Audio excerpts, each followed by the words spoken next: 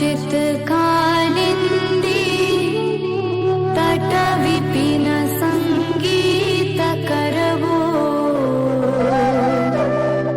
मुदा भीरी नारी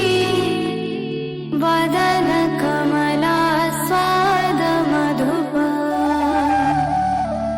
रमा शम्भुर्ब्रह्मा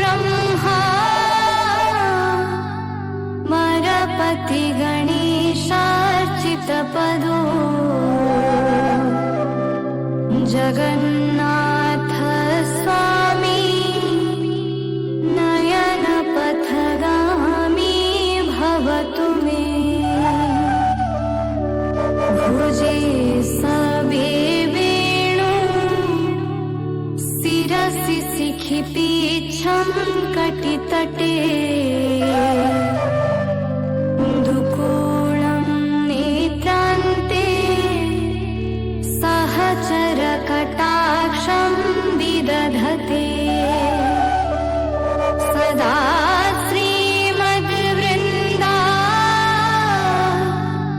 वनवसति लीला परिचयो जगन्नाथ स्वामी नयनपथगामी भवतु मे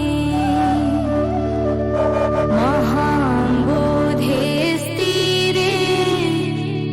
कनकरुचिरे नीलशिखरे